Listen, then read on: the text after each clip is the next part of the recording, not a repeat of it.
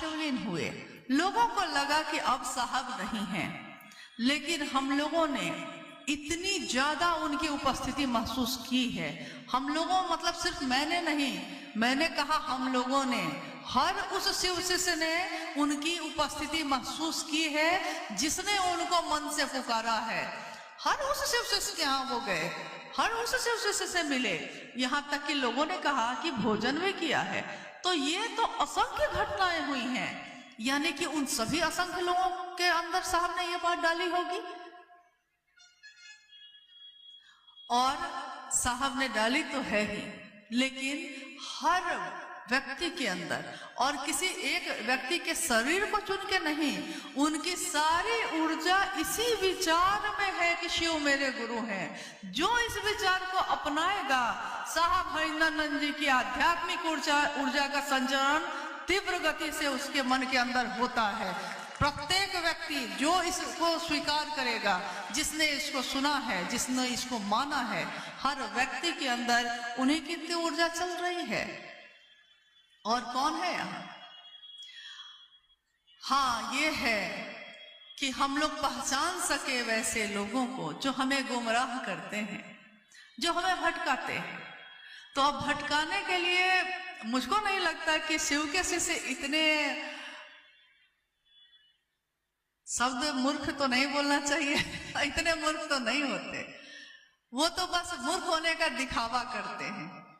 वो बस दिखावा करते हैं कि हम सर झुका के जो बैठे हैं, आपकी बात जो सुन रहे हैं और बहुत अच्छे तरीके से आपकी बात को समझ भी रहे हैं कि जिस साहब ने, जिस शिव के शिष्य ने कभी अपनी स्थापना नहीं की, कभी लोगों से ये नहीं कहा कि मुझसे मिलना जरूरी है, जिस साहब ने कभी ये नहीं चाहा कि महादेव की तस्वीर के बगल में उनकी तस्वीर लगे, लेकिन आज लगाई है हमने।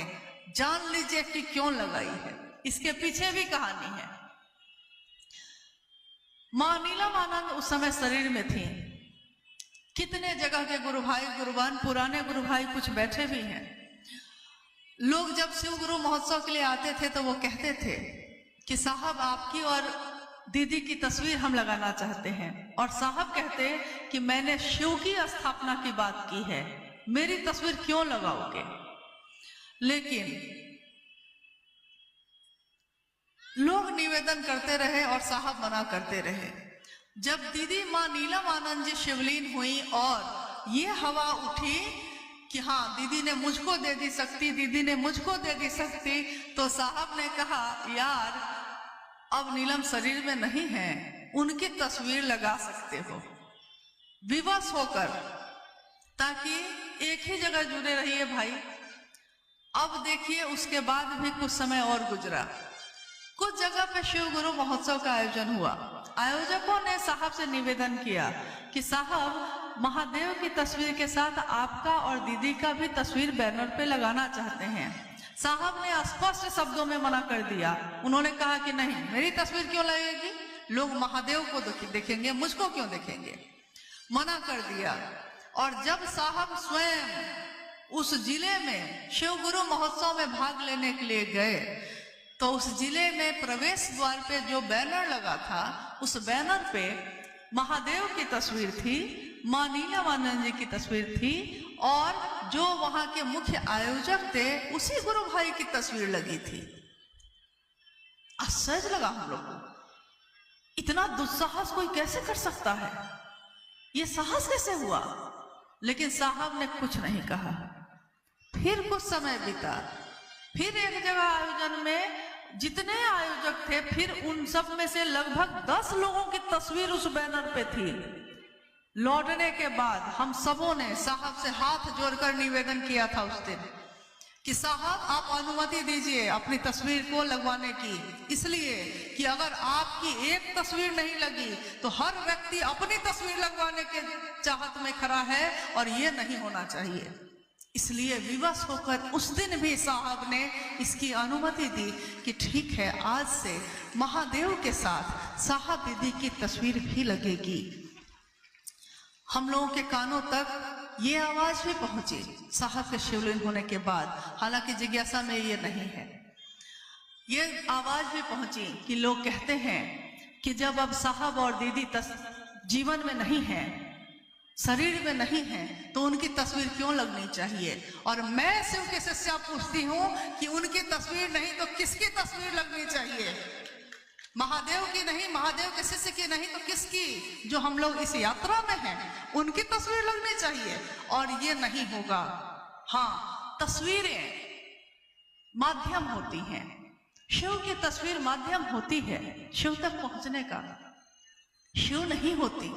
लेकिन शिव की छाया होती है तो हमारे लिए नमन के योग्य है। साहब मन से मिलते हैं, दीदी माँ मन से मिलते हैं, तस्वीरों से नहीं मिलते।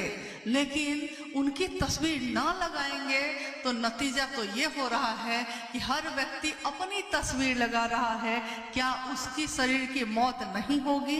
तब किसकी तस्वीर लगेगी? इसका अंत नहीं होगा। इसलिए यहीं पे अंत कर दिया जाए कि बस एक तस्वीर लगेगी साहब की, एक तस्वीर लगेगी माँ नीलमानंद जी की, और मेरे गुरु शिव की तो लगेगी ही लगेगी।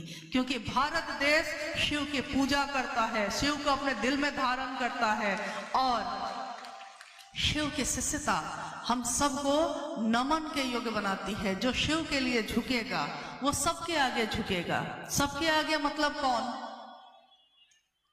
सोचना होगा ना, सबके आगे मतलब कौन? अगर आपके झुकने से रिश्ते बच जाए, कहीं पढ़ा था मैंने, आपके झुकने से कोई रिश्ता अगर बच जाता है तो आपको झुकना चाहिए। लेकिन अगर बार बार आप ही को झुकना चाहिए तो आपको रुकना चाहिए। और शिव के लिए झुकने वाला सबके आगे झुकेगा। जो उनके गले में नाग है वो उसके लिए भी झुकेगा, जो उनके बगल में खड़ा है बसहा उसके लिए भी झुकेगा, जो उनके पुत्र हैं उनके लिए भी झुकेगा, जो उनकी सवारी है उसके लिए भी झुकेगा। वो ये नहीं सोचता कि एक शेर है और एक चूहा है, हम शेर के आगे झुकेंगे, चूहा के सामने नहीं झुकेंगे, ये नहीं सोचता। शिव भाव की परिधि में जो है वो सबके आगे झुकता है। लेकिन कब?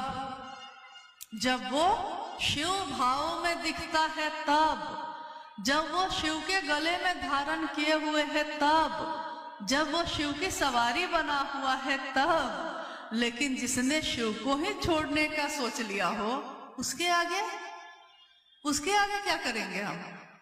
इसलिए इसमें बहुत नहीं पढ़ने की जरूरत है। हमको पढ़ने की जरूरत बस इतनी है कि साहब हरिंद्रानंद जी को न भूल जाए हम। क्योंकि इतनी कथाएं आजकल चल रही हैं शिव चर्चाओं में, हर व्यक्ति अपनी ही कथा कह रहा है। कभी कभी तो मुझको आश्चर्य होता है कि जब किसी गुरु भाई या किसी गुरु बहन के द्वारा सुनने में आता है कि वो कहते हैं कि मैं उस समय बैठा था, मुझको साहब ने ऐसा कहा, मुझको दीदी माँ ने ऐसा कहा, तो मुझको लगता है कि क्या उस समय पूरी पृथ्वी पे सिर्फ साहब दीदी और वही व्यक्ति थे और बाकी कोई साहब के पास नहीं बैठता था? और क्या दीदी माँ ने सिर्फ एक ही व्यक्ति को अपनी सारी ममता दे दी है, हम लोग को और आप लोग को किसी को नहीं दिया है? तो माँ की ममता करुणामयी होती है, वो सबको एक समान देती है। और पिता का वात्सल्य भी पोषित और पुलवित करता है, वो सबको एक समान चाहता है। तो साहब हरिंद्रानंद जी ने अपने लिए सेवा तो किसी से ली नहीं इस जीवन में, इस शरीर में रहते हुए आज तक उन्होंने सेवा नहीं ली है लोगों से। कोई नहीं कह सकता कि जाकर उसने कभी पांव दबाए हो साहब के, कोई नहीं कह सकता कि उनका कपड़ा धोया है किसी ने, कभी नहीं। हाँ, उनके नाम पे लोग दूसरों से करवाते हैं ये काम। साहब हरिंद्रानंद जी के घर में मैंने खुद अपनी आंखों से कभी नहीं देखा कि किसी गुरु भाई गुरु बहन से काम करवाया जाता हो। वहाँ हम लोग खुद कर ले, लेकिन गुरु भाई गुरु बहनों को ये कहने का अधिकार साहब ने किसी को नहीं दिया। उन्होंने साफ कहा शिव के शिष्य को, शिव के शिष्यों का सम्मान करना होगा।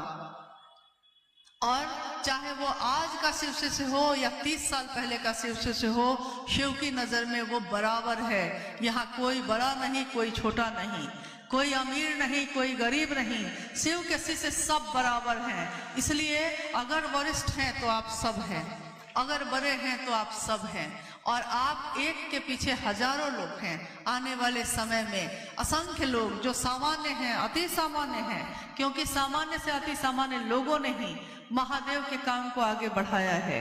जो सामान्य है मतलब जो अति सामान्य है, इसका अर्थ जो अति सामान्य, जिनको सोचना पड़ता है कि अगले दिन हम क्या खाएंगे, पैसा नहीं है, पैदल चलकर, साइकिल से चलकर, मीलों मील जाकर महादेव की बात पहुंचाते हैं और लौट जाते हैं। लोग कहते हैं कि खा लीजिए भैया, भूख लगी है, लेकिन संकोच में पड़ जाते हैं, कैसे खाएं, लौट जाते हैं उसी तरह। वैसे लोगों ने महादेव का काम को बढ़ाया है। महादेव क्षमा नहीं करेगा अगर उन लोगों को हम लोग खिलौना समझेंगे, क्योंकि ये शिव के शिष्य हैं, दिखते सामान्य हैं, साधारण हैं, है नहीं वो। जिस दिन उन्होंने अपने महादेव से पुकार लगा दी, पता नहीं हमारा क्या होगा। अभी भी सावधान होने की बेला है, कुछ भी बिगड़ा नहीं है। आइए हम सब एक विचार से चलें, जो साहब ने हमेशा कहा कि याद कीजिए कितने श्लोक, कितनी पंक्ति हम पढ़ते हैं, हमारी सभा एक हो। सभा एक मतलब एक सभा में बैठे हम सभी शिव के शिष्य, हमारे दिलों में जो भाव पलते हों वो एक हो, हमारे मन में जो शिव का संचरण हो रहा है वो एक हो। यानी हम सब एक दूसरे को प्रेम पूर्ण ढंग से देखें, एक दूसरे का हाथ थामें, सहयोग करें, शासन ना करें, सहयोग करें। और मुझको विश्वास है कि आज का ये शिव गुरु महोत्सव शिव की स्थापना के लिए, जो कि नवादा जिला साहब के दिल के करीब रहा है, लेकिन नवादा जिला में लाखों शिव के शिष्य रहते हैं, तो जब जिला रहा है तो वो लाखों शिव शिष्य भी रहे हैं। अपने साहब दीदी का ध्यान कीजिए, अपनी यात्रा पे ध्यान दीजिए और आगे बढ़िए। शिव प्रतीक्षा कर रहे हैं और हम लोग किन किन के पीछे घूम रहे हैं। अरे हमारे शिव प्रतीक्षा कर रहे हैं आपकी, तो महादेव को, अपने मन को उस महादेव तक ले जाइए। कहते हैं ना, जो साहब ने हमेशा कहा कि अरे भाई चमचाई ही करना है, तो सबसे जो ऊपर बैठा है उसकी करो, चमचा ही बनना है। तो जैसे मैं खुद शिव तक तो अभी तक भी पहुंच पाई हूं कि नहीं पता नहीं, लेकिन जितना ही साहब तक पहुंचा तो मुझको लगता था कि जो वो चाहे मैं वही करूं, बस उसके अलावा कुछ भी नहीं। तो अनुभव बैठे हैं, इन्होंने मेरा नाम रख दिया था बेलचा। एक होता है चम्मच जो छोटा सा सामान उठाता है, एक होता है चमचा जो उससे थोड़ा सा बड़ा होता है, और उससे भी बड़ा होता है बेलचा। तो बनना ही है तो बेलचा बनिए, चम्मच बनिए, चमचा बनिए, जो बनना है अपने गुरु शिव का बनिए और साहब दीदी का बनिए भाई। अरे कोई तुझसा हो तो तेरी बात करे, कोई तुझसा हो तब ना तेरी बात करे, लेकिन तुझसा, तेरी दुनिया में तुझसा तो कोई मिला नहीं, तेरे सिवा तो कोई और मिला नहीं, तुझसे ज्यादा किसी ने मुझको चाहा नहीं, तुझसे ज्यादा किसी ने चाहा नहीं कि मैं शिव का शिष्य बन जाऊं। साहब हरिंद्रानंद जी ने साफ कहा, शिव का शिष्य और